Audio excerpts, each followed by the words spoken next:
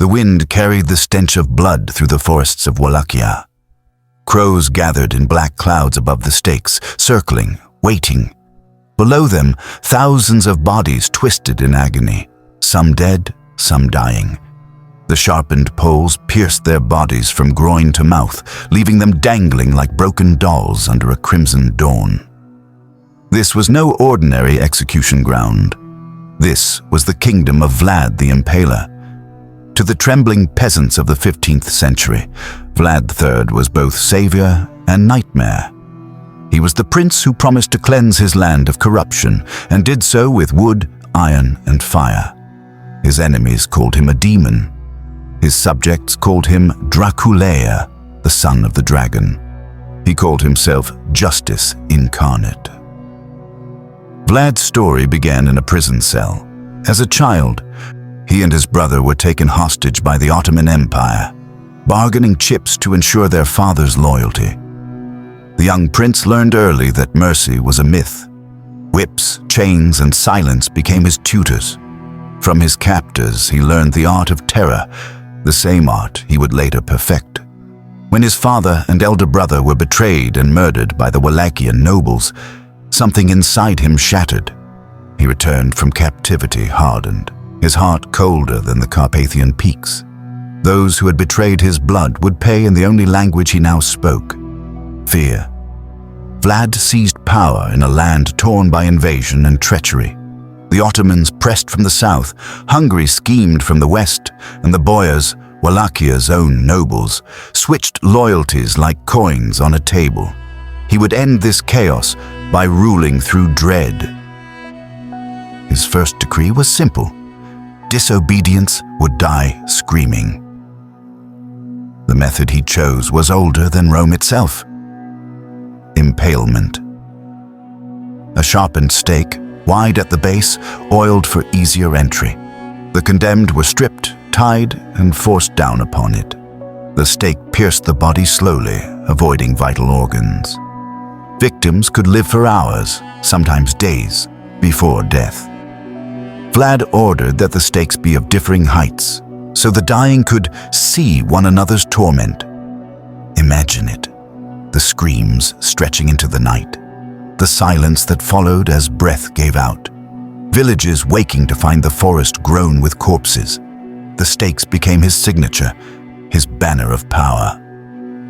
In 1459, when the Saxon merchants of Brasov defied his orders, he marched upon their city. Thousands were impaled outside the gates. Survivors told of mothers and infants raised upon the same stake.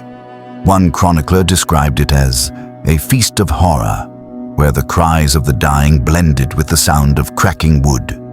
Even his allies were not spared. The boyars who plotted against him were summoned to a banquet. As they lifted their cups, soldiers seized them. The old were impaled that same night. The young were enslaved to rebuild his fortress of Poenari, stone by stone, under the whip.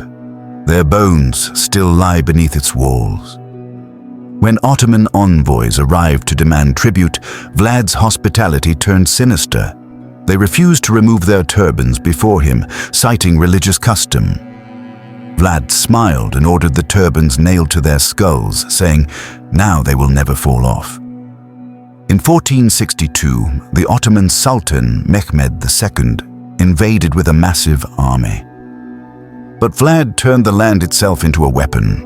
Wells were poisoned, bridges burned. At night, he launched ambushes known as the Night Attack at Targovishte, where his men, dressed in Ottoman uniforms, descended on sleeping camps, slaughtering thousands, and when Mehmed's army reached Targovishte, they froze in horror. Before them stretched a forest of the impaled. 20,000 corpses, arranged in grim precision. The smell of rot choked the air. Horses refused to advance. Soldiers vomited. Even the Sultan turned back, muttering that he could not conquer a man who ruled the living and the dead alike. The legend grew with every corpse. Some claimed Vlad dined among the impaled, dipping bread into their blood. Others swore he held banquets surrounded by their writhing bodies, drinking wine as they gasped for mercy. Whether true or not, such stories made him untouchable. His cruelty was his shield, but power built on terror has no friends, only survivors. In time, the nobles he hadn't killed betrayed him to the Hungarians. He was imprisoned, humiliated, forgotten. Yet even in his cell, he impaled mice and birds on makeshift splinters, as though he could not live without their agony. Years later, he returned to the throne once more, older, colder, and no less ruthless. But the world had changed. His enemies had multiplied. Betrayal found him again, this time final. He was captured, beheaded, and his head was sent to Constantinople, preserved in honey and displayed upon a pike. And yet, death could not silence him. The tales of his cruelty spread beyond Wallachia, across Europe and into the ages. Monks wrote of him as a tyrant, worse than any beast. Poets whispered that his thirst for blood would outlive his body. In time, his name fused with legend. Vlad Dracula. Reborn in myth as Count Dracula. The forests of Wallachia are quiet now, but in certain valleys, locals still say the soil remembers him. That when the fog rolls in thick and cold, the shapes of stakes can be seen in the mist, thin, reaching, human. Perhaps the land itself still breathes his terror. Was he a hero defending his people from conquest, or a monster who found divinity in cruelty?